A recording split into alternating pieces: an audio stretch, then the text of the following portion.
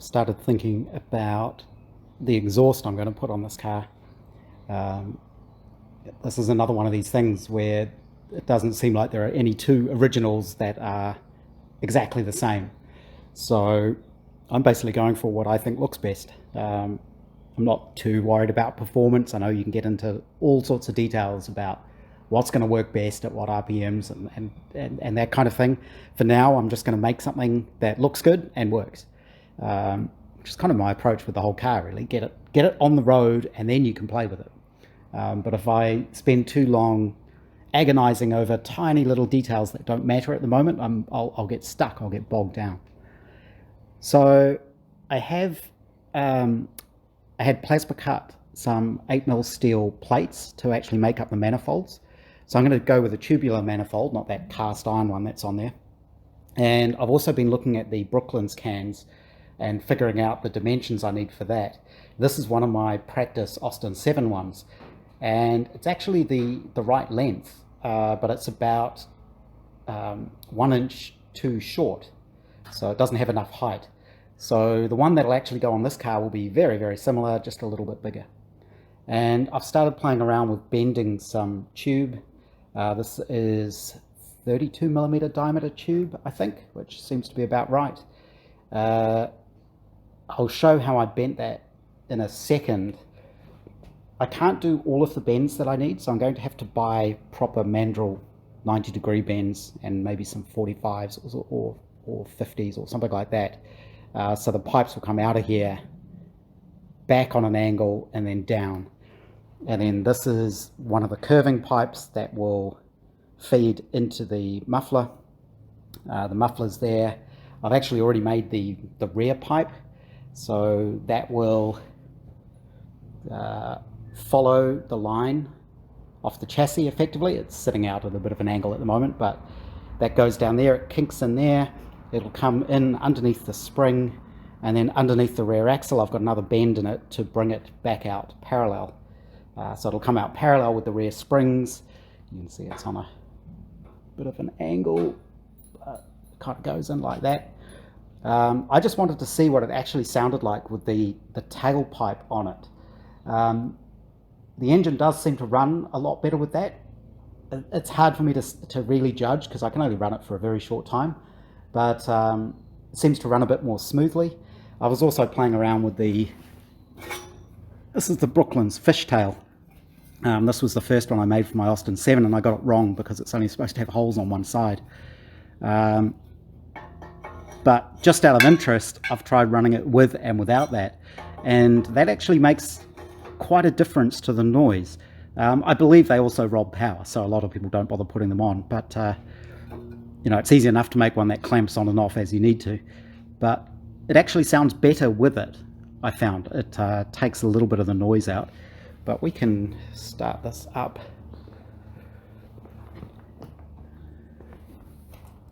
Always have to remember the magneto kill switch.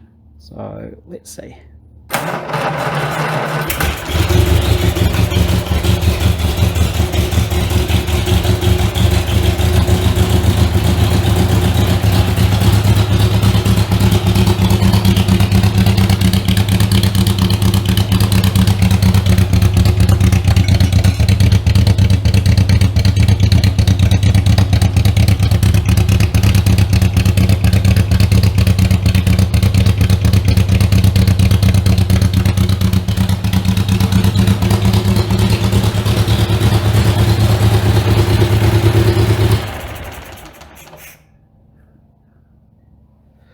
So that's kind of what it sounds like. It's pretty loud.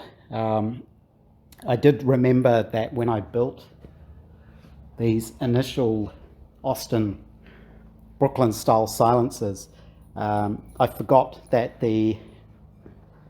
there's a full set of specs for these things, but the inlet pipe actually has to stick in to here, so the pipe goes all the way in. This one doesn't, so it's just like a big metal can. But you have the inlet pipe coming to about here. Same with the outlet. You have the pipe actually going into the can, which will make a bit of a difference as well, I imagine. But I think that should work. I want to get the layout of the muffler nice on the car. You see a lot of them where they're kinked at weird angles, and it just kind of looks a bit strange.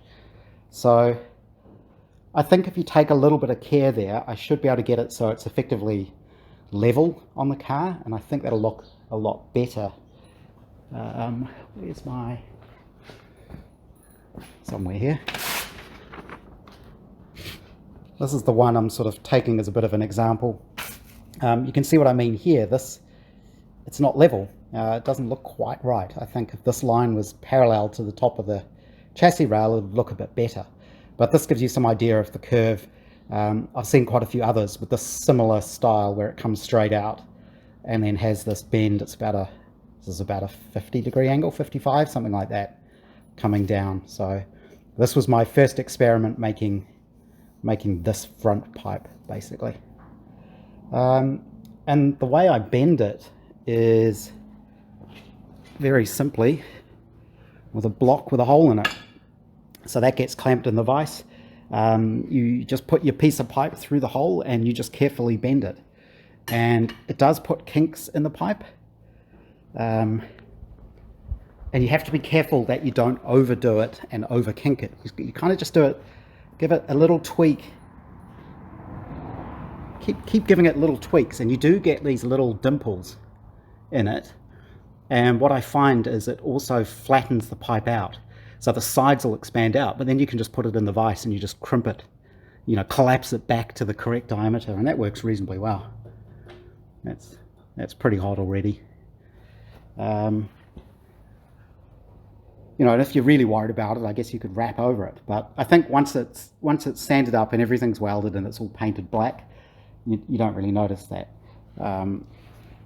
This, you can see where I did have it collapse a little bit too much in one place, so I had to use some heat from the oxyacetylene, and I was able to ram a piece of tube, that piece of tube I just had up there, down inside here to push out the dimple that was a little bit too big. But I think that's all I can really do on that at the moment until I get the corner pieces. So this is the actual cutout manifold, 8mm thick. That should be thick enough, and if I just carefully weld all the pipes into this, hopefully it won't warp. And if it does warp, there should be enough thickness there that you can file that flat on the back as well. The other thing I could look at doing is using copper gaskets, because you can anneal it. It'll be nice and soft, gives you a little bit of thickness, and it'll take up any mismatch. So that's where I'm at with the exhaust. I think that's, like I say, that's all I can do on that today, but it's getting there. Another thing I've discovered I need to do to be able to make this exhaust system is you need a way to be able to join all the different parts of the system together. And the way you usually do that is with these sort of opened out ends, so that the tubing can all slide together. And then what you can do is you can slot this on either side, put a slot there, a slot on the other side, and then you can put a clamp around it. And that's how you can make all the bits of the exhaust separately but join them. So my plan is that the Brooklands muffler will have one of these joins either end of it. And I was trying to figure out how to make these. And what I came up with is I machined up this little, what would you call it, former, mandrel maybe, in the lathe. It's just mild steel. It's about 32mm mild steel, which is the same diameter as the tube I'm using. And I just machined it down so that this fits inside the tube, and there's a little bit of a taper here. This is covered in oil. I'm using Slideways oil. And when I first did this, I thought maybe I need to heat the tube up to make it soft, and then I can sort of hammer this into it. And I thought, oh, before I try that, let's just try it on the little hydraulic press. And what I found is this actually works pretty well. Get it to start forming. It'll focus on it. And you can see it actually works pretty easily. You need to make sure your tubes are all square so nothing goes pinging out the side. But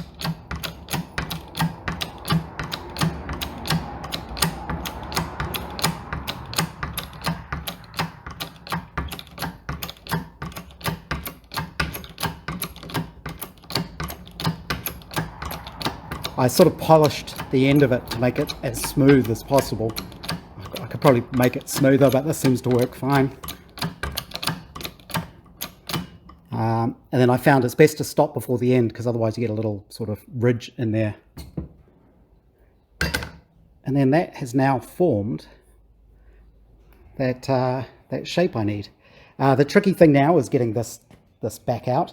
I found if you clamp this in the vise and you whack that with a bar quite hard, just to sort of shock it, it will pop off. But these should work nicely. So this will be on the outside of the muffler, and this will be sticking on the inside to give that length that you're supposed to have on the inside part of it. Another quick update. I want to do this before it's too long since the last films I made and I forget what I've talked about and repeat myself. But a couple of new things turned up today, or one new thing really. I ordered some mandrel bends so I can start making up the exhaust. So these are nice tight 90-degree bends, which is almost impossible for me to do at home without crushing the pipe. Supposedly there are ways you can do it by plugging the ends and filling the tubes up with sand and using heat and all sorts of things, but sometimes it's just easier to pay the money and get things that are already made. So I got 6 of those in case I mess things up. These will obviously come out off the block, and I'm pretty sure they just come straight out like this and then bend downwards. I'm going to have to extend them obviously because they don't stick out far enough, but it's easy enough to weld extensions on the ends here, and that also allows me to taper it slightly so that it matches up with the chassis rail more accurately, so it actually follows down, and then I can slightly bend the pipe where it goes into the Brooklands muffler. I did play around a little bit with making how I'm going to make the muffler. There's lots of different ways you could do this from a metalworking point of view. These Austin 7 ones, which I didn't actually end up using, I ended up using effectively a mini muffler, I think it is, underneath the car because I had plenty of room. That wouldn't work on this car, and a modern round muffler just isn't going to look right. So I have to build a Brooklands style can. This is actually the correct length. It's just about 1 inch too short. So I'll probably end up making it exactly the same way I made this, which was I actually cut out templates to cut out the steel, and it was pretty simple. I made a wooden former, effectively a hammer form, and that's what I hammered the edges over. I don't think I've still got that, and it's too small anyway.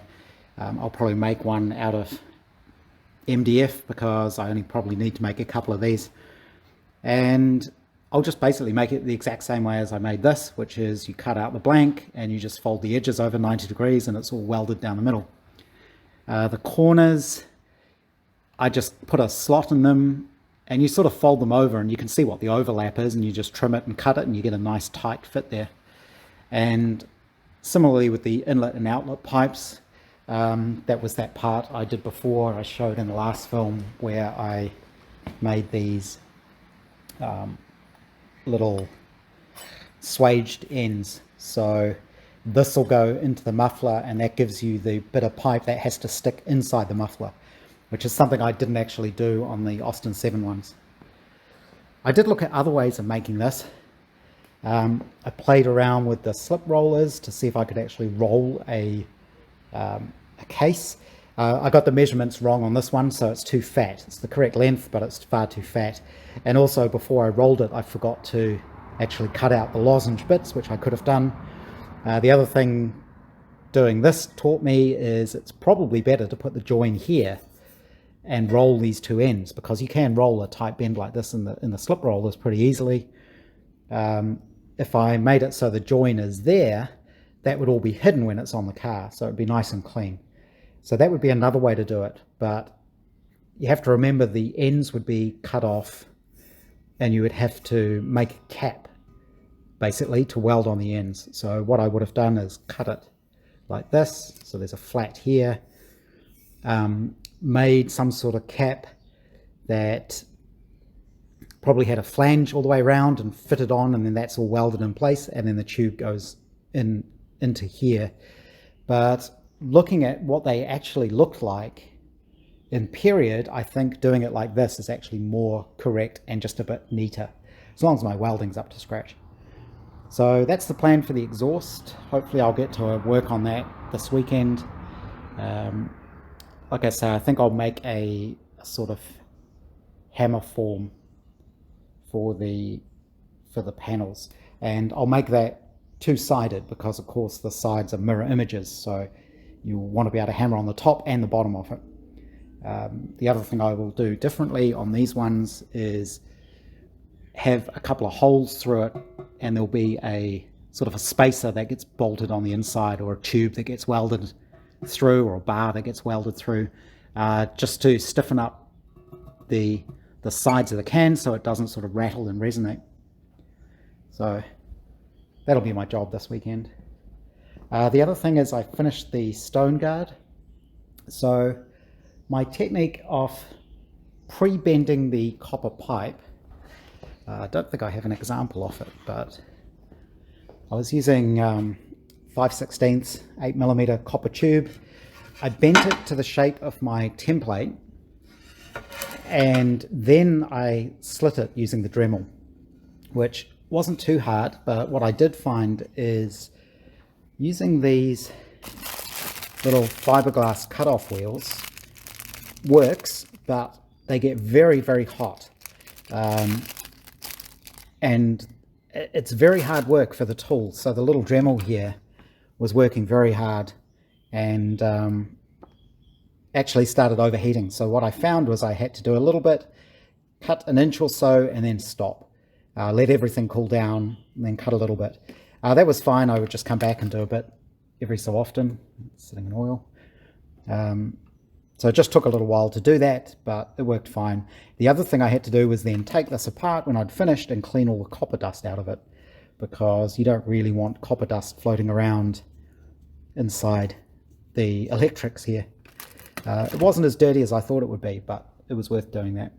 Obviously I wore a mask when I was doing that as well. You don't want to breathe that stuff in. But after slitting the pipe, I was able to open it up and fit it over the edge of this, bend it round, and then hammer it flat. What I did learn there is I should have used a soft-faced hammer. So I learnt that between the two halves. So the first half has a few hammer marks in it because, of course, the copper is very soft. You can use a rubber mallet or a plastic-faced mallet to flatten it out. That works really well. Once I flattened it out, I had to open it out just a little bit, but then I was able to fit it over the edge of the wire. And all I did was trim the ends, and I actually added an extra piece over the top and then soft soldered that. I also put a little bit of soft solder in the bottom corners, just let it fill up.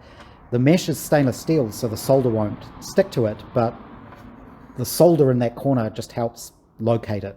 It's not going to move around as much, it's less likely to fall off. One thing I would do differently is, if I do another one, which I may do because the first one's a little bit rough, is cut this in half so that I can leave the ends longer off each half, and then trim them on the mesh. But like I say, that technique did work. This is the finished thing. It is a bit rough and battered, so I would like to do another one. It's not very neat. If you get up really close to it, you can see it's pretty battered all the way around, but it came out okay. I originally sprayed the whole thing the same color as the shell, but it didn't quite look right, so I just went back and sprayed the whole thing black. And it kind of does the job. It'll actually protect the radiator. Not that it needs protecting because it's already got the other fake grill behind there, but you can see how, you won't be able to see it on camera, but even in person, it's kind of a strange optical illusion where it's actually really hard to see through the mesh and see what's behind it. You don't really notice it unless you look really closely. The one thing with this is I did think I got the shape at the bottom there wrong, but that curve is actually correct. It matches the shape exactly how it should. It's just that the radiator is so low, you're looking at it from the top. So you see a lot of the radiator behind it. So it doesn't quite match up. If you get back further, that effect disappears and it goes away. So I have seen other stone guards where it's kind of flat across the bottom, but if I did that, it would hit the dynamo.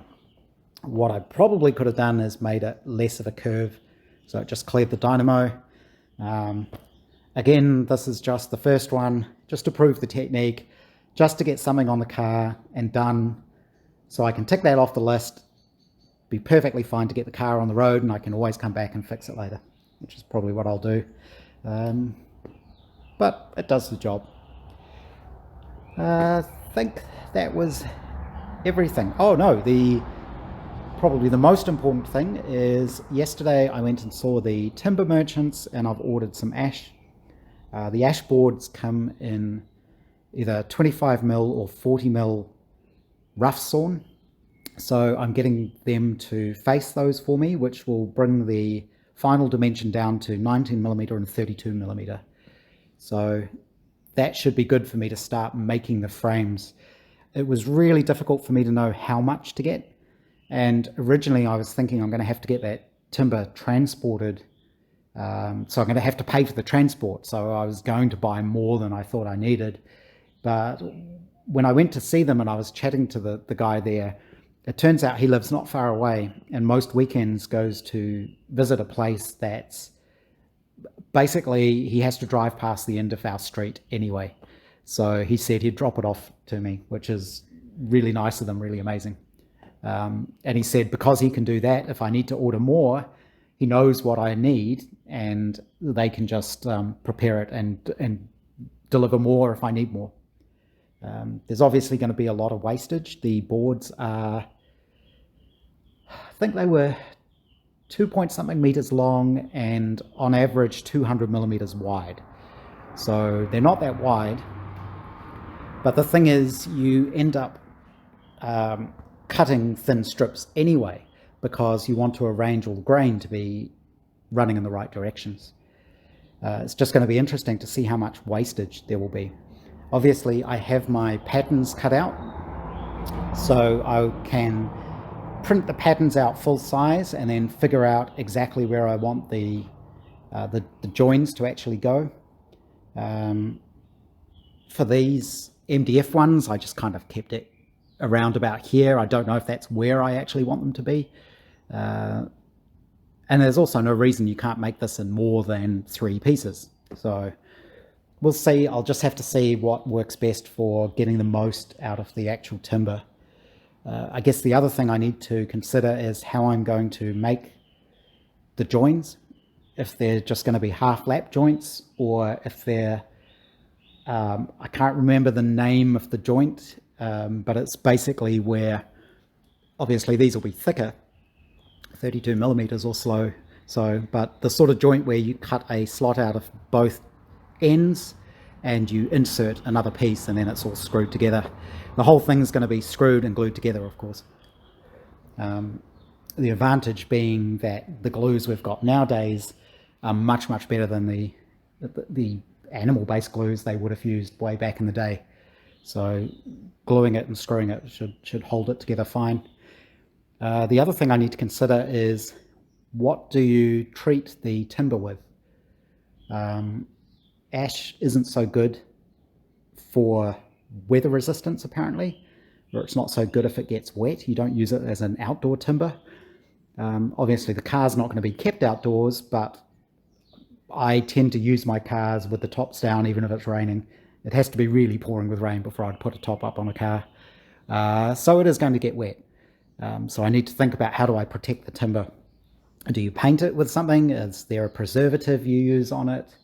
The guy at the timber place mentioned epoxy type paints like they do for boats. I don't know what the best thing to do for that is yet. Because the other thing you have to consider is being an underslung car, things like the boot aren't sealed. Obviously, the cockpit's not sealed. The thing's completely open, especially when you're driving it. But the same for the tail. So because the axle sits above the chassis, you have to have a big cutout in the side of your body to allow the axle to move up and down.